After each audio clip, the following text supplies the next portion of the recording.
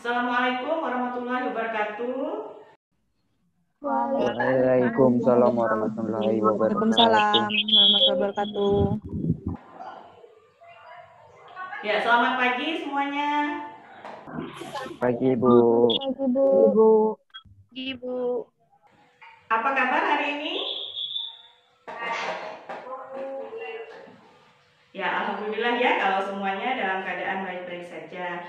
Nah, anak-anak, kalau kalian semuanya dalam keadaan sehat ya, kemudian bisa bergabung pada pertemuan pada hari ini, maka sebaiknya sudah saatnya kita mengucapkan syukur kepada Tuhan Yang Maha Esa.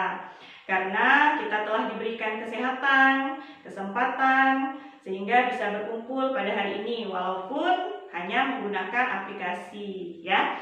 Baik, untuk memulai pelajaran pada hari ini, ada baiknya kita berdoa sebelum memulai aktivitas kita agar pembelajaran pada hari ini berjalan lancar dan bisa bermanfaat bagi kita semua. Silahkan Reza pimpin doanya. Sebelum belajar, marilah kita berdoa menurut agama dan kepercayaan kita masing-masing. Berdoa mulai.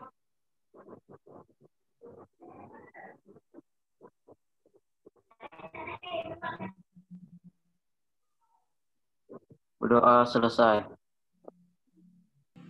Ya, terima kasih Reza sudah memimpin doa pada pagi hari ini. Baik, Ibu ingatkan kembali ya, agar kalian mengisi absen yang sudah Ibu kirim melalui WA grup kalian ya. Nah, anak-anak, pada hari ini kita akan belajar submateri yang baru. Sebelumnya Ibu mau tanya dulu, apa yang sudah kita pelajari pada minggu lalu? Ada yang masih ingat? Saya Bu. Ya, Anita silahkan. Pada pelajaran sebelumnya kita belajar tentang pengertian dan bentuk mobilitas sosial. Mobilitas sosial adalah perpindahan status seseorang. Lalu bentuk mobilitas terdiri dari vertikal naik dan vertikal turun. Dan ada mobilitas horizontal juga, Bu. Oke, betul sekali ya. Jadi Ibu harapkan semuanya juga masih ingat dengan materi kita minggu lalu ya. Jadi materi yang minggu lalu itu merupakan dasar dari materi yang akan kita pelajari hari ini. Nah, anak-anak, pada hari ini kita akan belajar tentang faktor pendorong dan faktor penghambat mobilitas sosial. Nah, faktor pendorong dan faktor penghambat ini juga akan menjadi topik bahasan diskusi kalian pada hari ini ya. Nah, sebelum kalian mendapatkan materi yang lebih lanjut dan berdiskusi dengan teman kelompok kalian, tentu kalian sudah membaca buku paket kan? Nah, di buku paket di situ sudah ada materi tentang faktor pendorong dan faktor penghambat mobilitas sosial. Nah, untuk lebih jelasnya lagi, Ibu akan menampilkan sebuah video ya yang berisi film-film pendek mengenai faktor pendorong dan faktor penghambat mobilitas sosial. Nah, jadi dari video nanti yang kalian lihat nanti ya, kalian bisa melihat dan bisa mengambil kesimpulan apa sih faktor pendorong dan faktor penghambat mobilitas sosial. Baik, akan Ibu tampilkan videonya ya, silahkan disaksikan. ความฝันของฉันเริ่มต้นจากถั่วงอก มืออะไรจู้ ทำไมถั่วงอกร้านนั้นขายดีจังเลยอ่ะแม่ ก็น่าจะร้านมีอยู่ร้านเดียวนี่ งั้นเรามาปลูกถั่วงอกขายกันดีไหม ก็ลองดู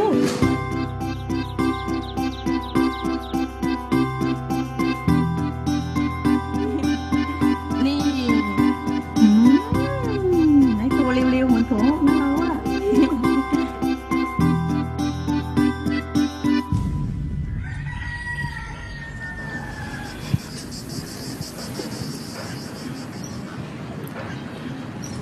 ไม่เป็นไร ลองปลูกใหม่ดู การปลูกถั่วงอก แม่จบแค่ป .4 มีความรู้แค่พออ่านออกเขียนได้ แต่แม่ชอบที่จะแก้ปัญหา จะได้ผลลัพธ์ ก็ลองดู เ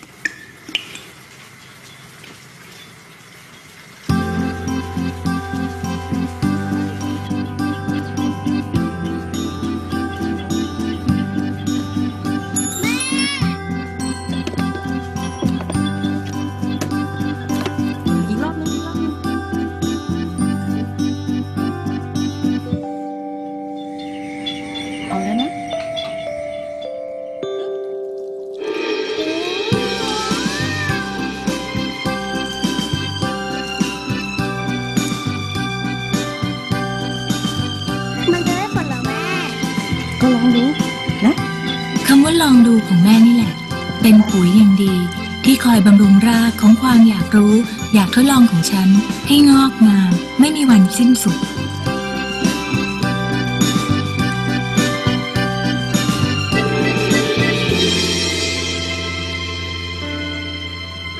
เธอลองมาปลูกอย่างอื่นดูไหม กำลังดู ดร.เนตรนภาแซ่หลีได้รับทุนจากโครงการสารรัฐจนจบปริญญาตรี ปัจจุบันทำวิจัยอยู่ที่ประเทศสวีเดน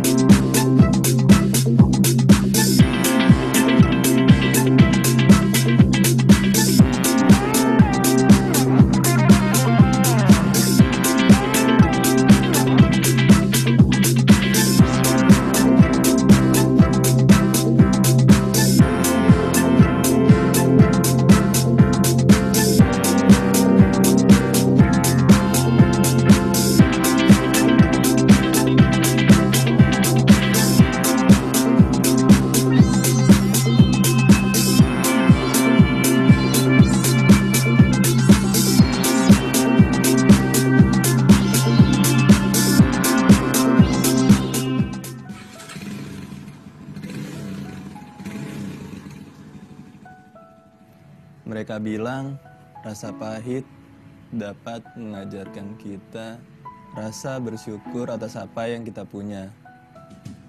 Dari kejadian tersebut, saya jadi benar-benar paham apa maknanya.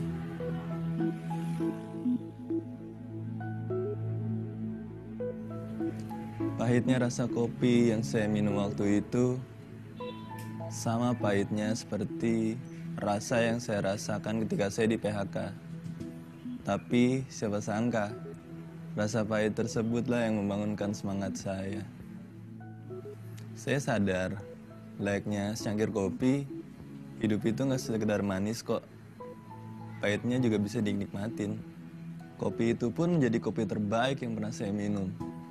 Karena kopi tersebut menginspirasi saya, memotivasi saya untuk memulai bisnis. Saya ingin mengelola pahitnya kopi untuk menjadi senyum manis bagi orang lain. Konsepnya sederhana aja, gerobakan. Karena saya pengen bikin semua orang bisa menikmati kopi dengan harga terjangkau.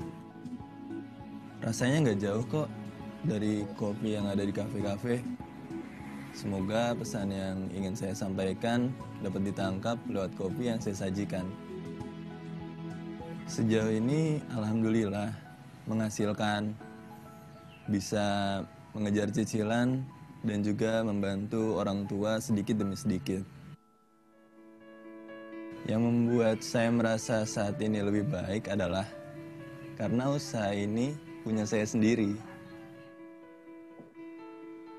Untuk semua penggiat UMKM atau yang ingin mencoba dunia bisnis, percayalah bahwa semua yang pahit yang ada di hidup kita bisa berbuah manis apabila kita bisa mengambil inspirasi darinya. Berani usaha.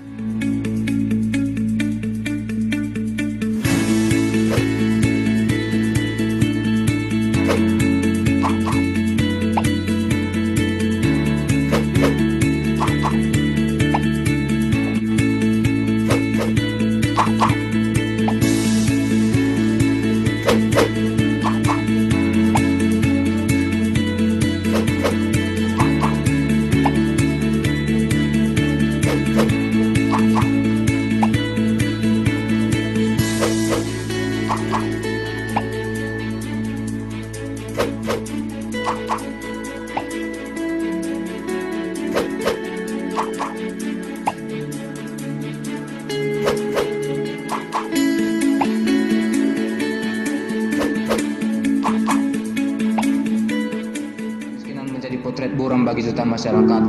Kondisi ekonomi yang kian terpuruk memaksa para orang tua mengais rezeki di tempat yang buruk dan membuat sang bayi merasakan sakitnya gizi buruk.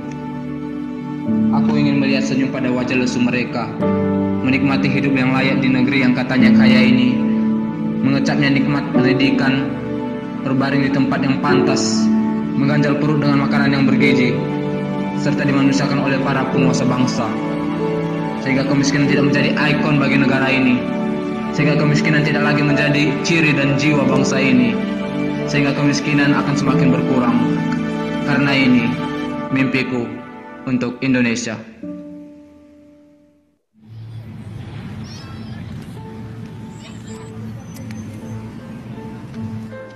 Sarap ng kanina.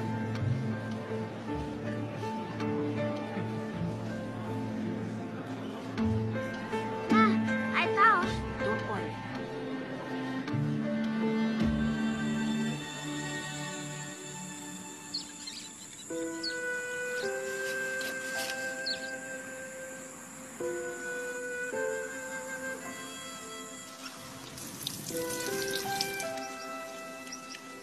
Ma, bakit tayo mga ita? Kakulay natin ang lupa. Kaya ba marumi ang tawag nila sa akin? Ang taong madumi ay ang taong hindi malinis ang puso.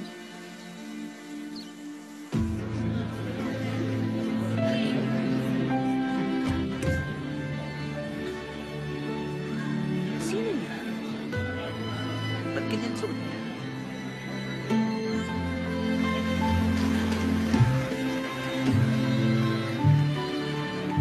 Pasti, mukha siya authentic.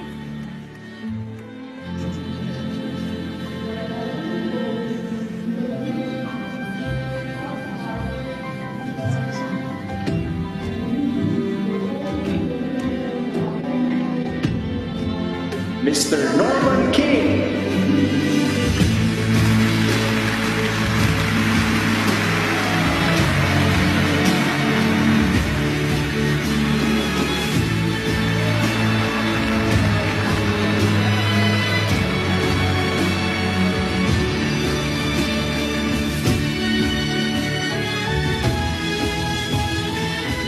Ang turo sa akin ng nanay ko, kapag natanggap ko na kung sino ako, mas malayo ang mararating ko.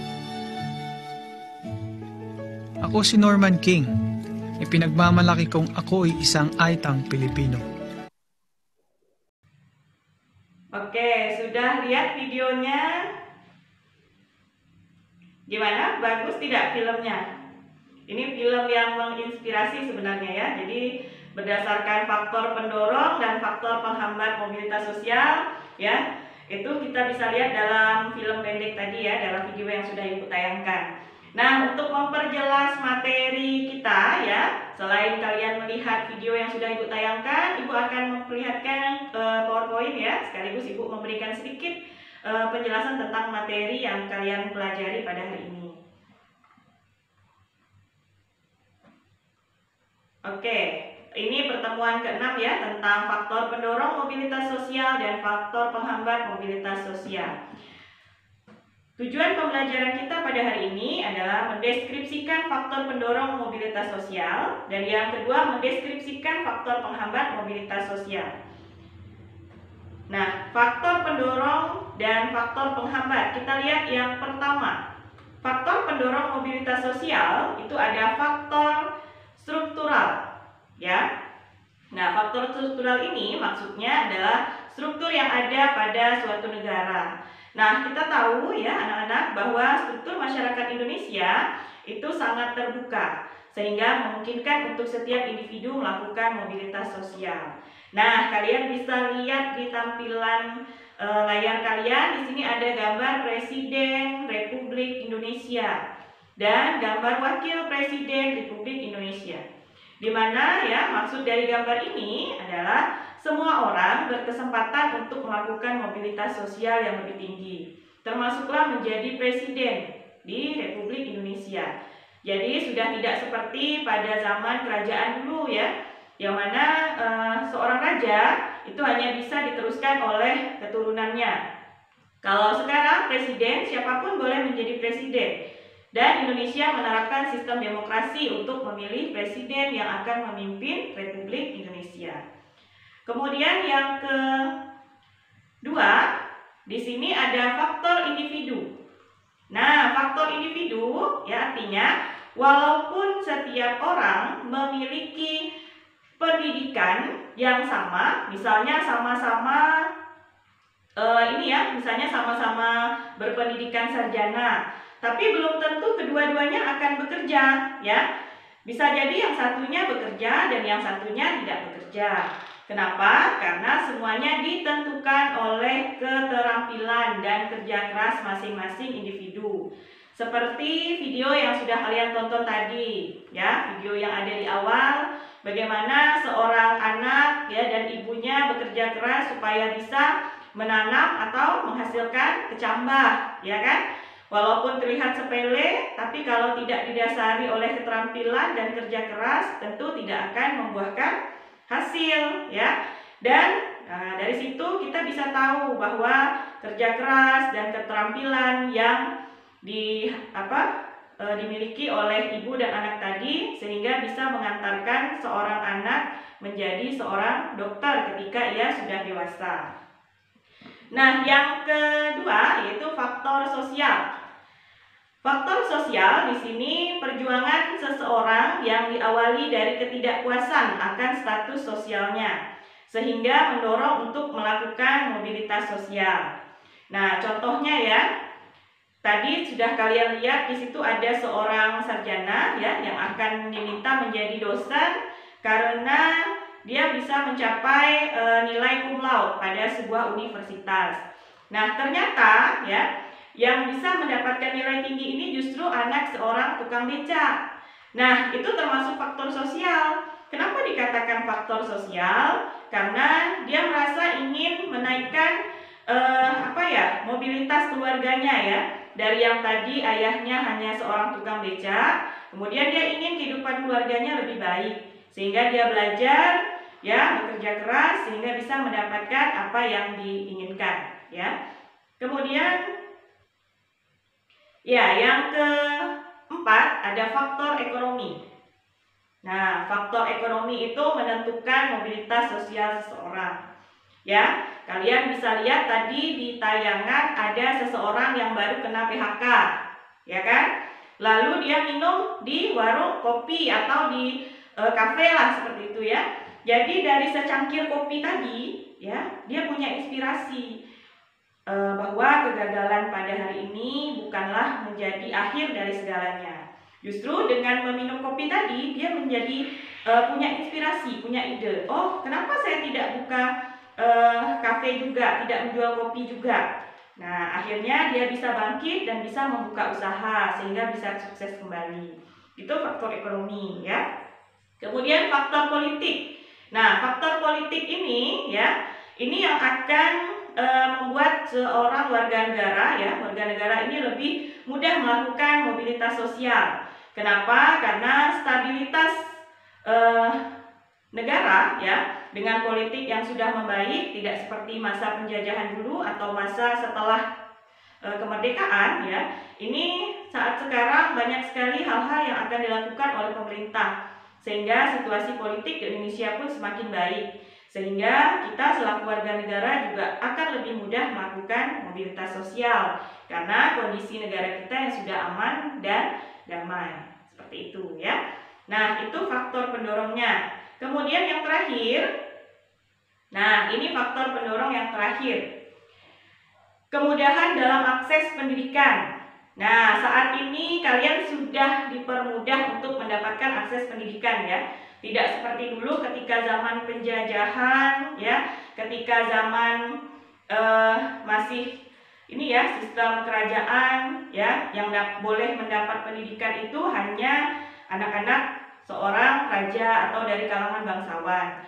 Nah, sekarang semuanya sudah bisa mendapatkan pendidikan.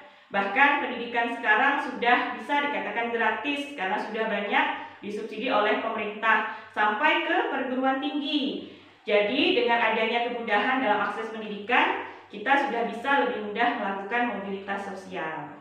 Itu ya anak-anak. Kemudian kita lihat faktor pendorong dan faktor penghambatnya. Faktor penghambat ya sekarang. Nah, di sini ada dua faktor penghambat ya. Yang pertama itu kemiskinan.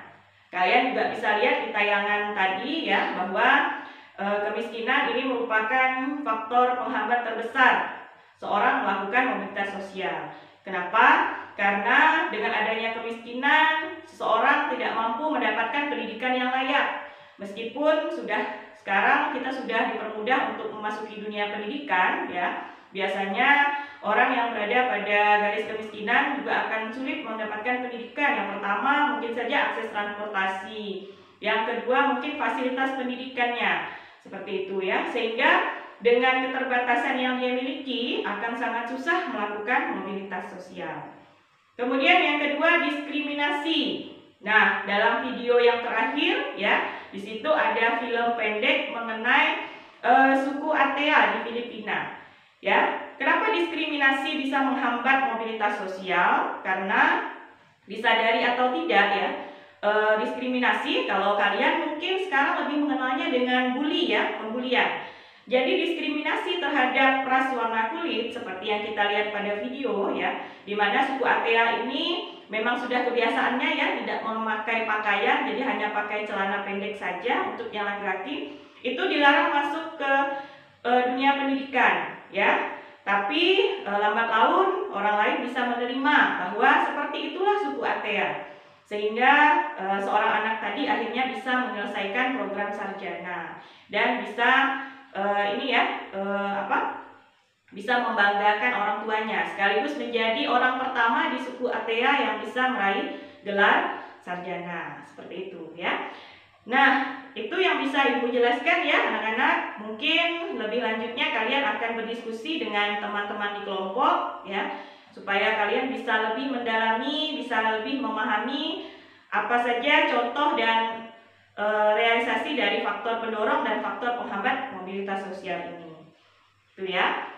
Nah, kemudian sebelum kita masuk ke diskusi, Ibu mau memberikan kesempatan kepada kalian. Silahkan kalau ada yang ingin bertanya, Ibu berikan kesempatan bertanya. Silahkan.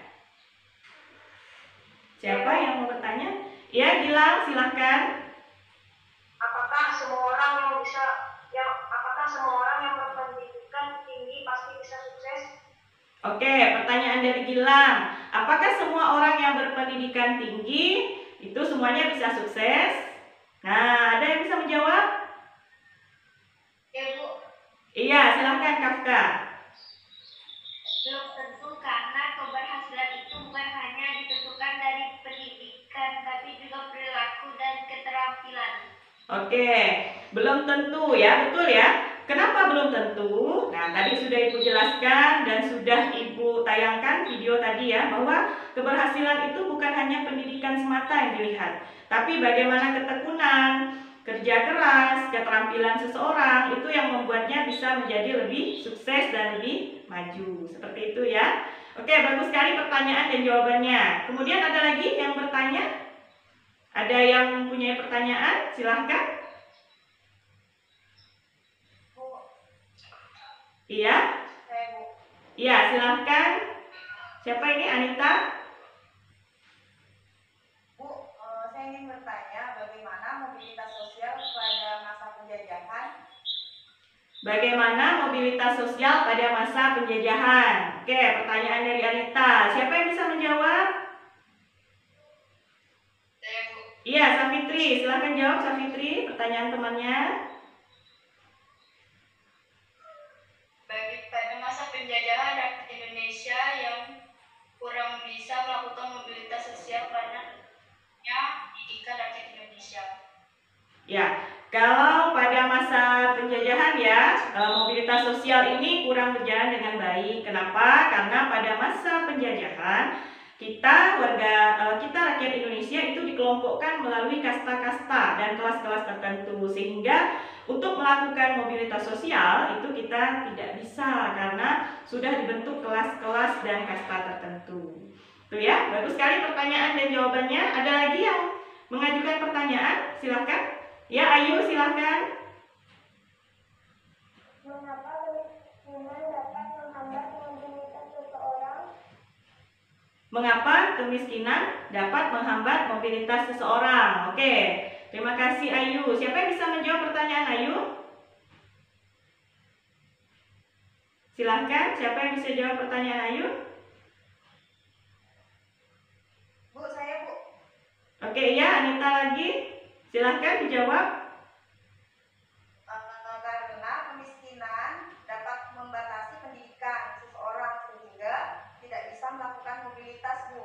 Iya, karena kemiskinan dapat membatasi pendidikan seseorang ya, sehingga tidak bisa melakukan mobilitas. Betul ya? Karena sesuai dengan yang Ibu jelaskan dan sudah ada di video tadi ya. Jadi kemiskinan ini biasanya akan menghambat seseorang untuk melakukan mobilitas, terutama dalam hal pendidikan ya, dan fasilitas-fasilitas lain. Tidak kalah juga ya dalam segi kesehatan tentunya ya. Karena biasanya untuk masyarakat yang masih berada dalam garis kemiskinan ini biasanya akan sulit sekali mendapatkan fasilitas kesehatan yang layak seperti itu. Baik, masih ada yang bertanya? Silahkan. Ya, Nisa, silahkan Nisa. Apakah masih ada diskriminasi yang terjadi di sekitar kita sehingga menghambat mobilitas sosial? Ya, apakah masih ada diskriminasi yang terjadi di sekitar kita yang menghambat mobilitas sosial? Ya, bagus Nisa. Siapa yang bisa jawab pertanyaan Nisa? Saya, Bu. Ya, Sari, silakan. Ya, masih ada dan banyak terjadi, contohnya pembulian yang sering terjadi di kalangan siswa. Iya, tepat sekali ya. Jadi, kalau ditanyakan masih ada tidak diskriminasi di sekitar kita? Jawabannya masih ada. Dan mungkin pernah kalian lakukan ya? Biasanya kalau di kelas, di sekolah, ini kan sering ada pembulian kan? Nah, misalnya kalian melihat dari suku atau ras ya. Jadi ada pembulian atau diskriminasi. Sebenarnya itu tidak boleh terjadi ya anak-anak, karena kita sebagai warga negara Indonesia itu adalah satu. Perbedaan ras, ya, suku dan agama itu bukan menjadi penghalang, tapi justru menjadi pemersatu bagi bangsa Indonesia. Itu ya. Bagus sekali pertanyaannya, sudah banyak yang bertanya ya, sudah aktif semua dan yang menjawab juga sudah bagus semua ya. Ibu berharap pembelajaran berikutnya juga kalian seperti ini, sudah aktif ya dan bisa menjawab pertanyaan temannya dengan baik. Nah, untuk selanjutnya ya, Ibu akan minta kalian berdiskusi dan Ibu akan memberikan LKPD, lembar kerjanya melalui WA Group ya.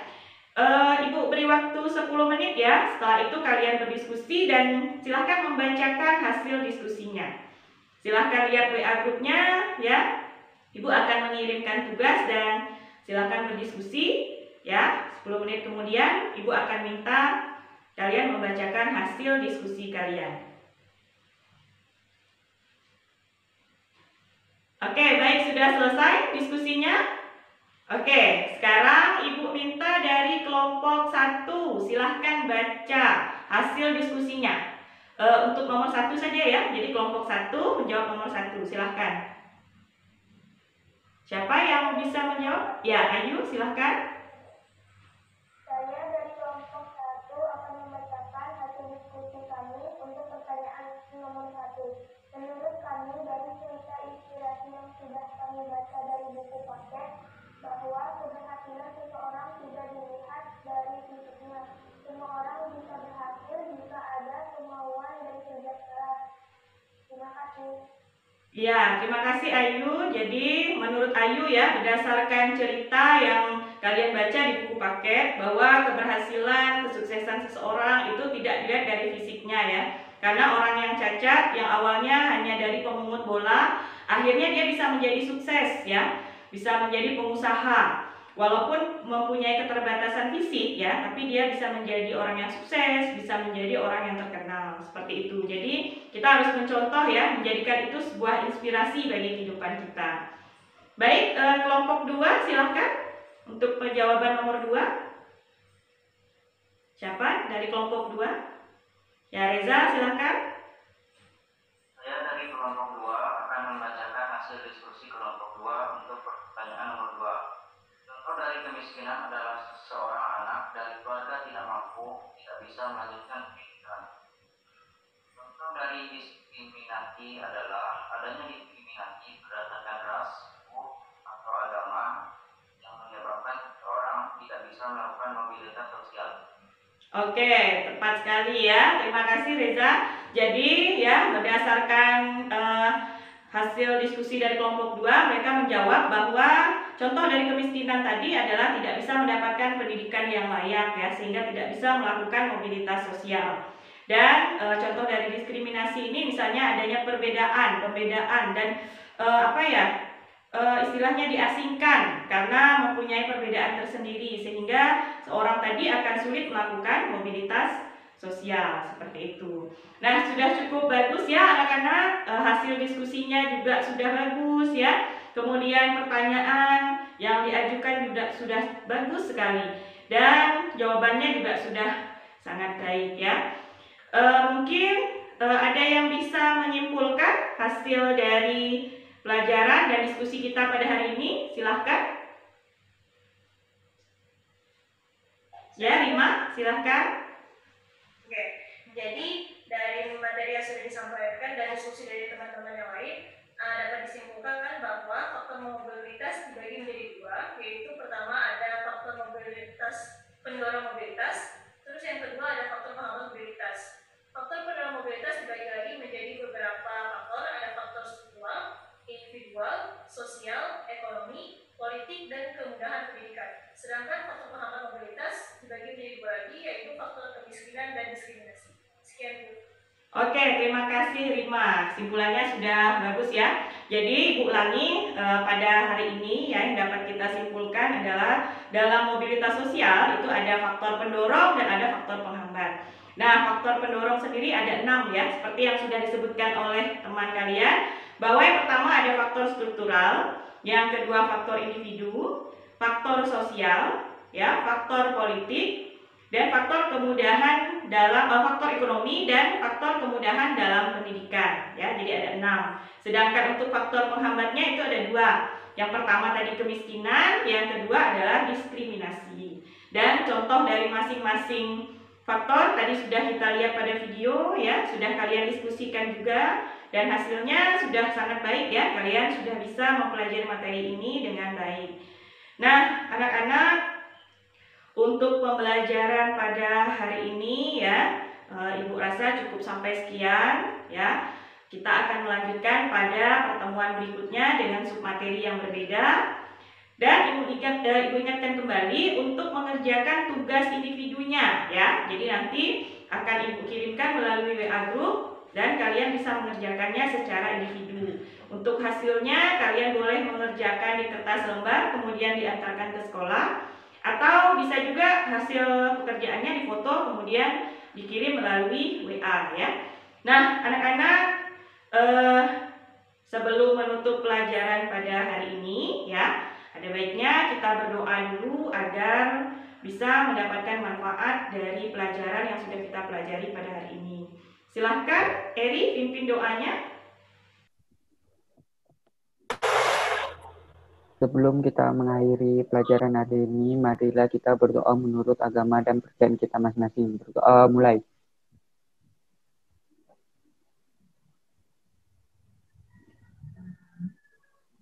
Doa selesai. Ya, terima kasih Eri sudah memimpin doa untuk ini ya, penutup kita pada hari ini. Ibu ingatkan kembali ya, tetap semangat walaupun belajar dari rumah, dan kita selalu berharap dan berdoa semoga pandemi ini segera berlalu ya. Dan kalian harus mematuhi protokol kesehatan ya. Apa itu protokol kesehatan? Ada 3 kan, 3M. Yang pertama menggunakan masker ketika bepergian. Yang kedua mencuci tangan dengan sabun ya, dan yang ketiga menghindari kerumunan serta menjaga jarak ya. Baik anak-anak, hanya itu yang bisa Ibu sampaikan. Terima kasih kalian sudah meluangkan waktu kalian untuk bergabung pada pembelajaran pada hari ini. Semoga teman-teman lain yang belum bisa bergabung pada Zoom kita kali ini ya, dan pertemuan berikutnya bisa bergabung bersama kita. Terima kasih. Bu ucapkan selamat pagi dan Assalamualaikum warahmatullahi wabarakatuh.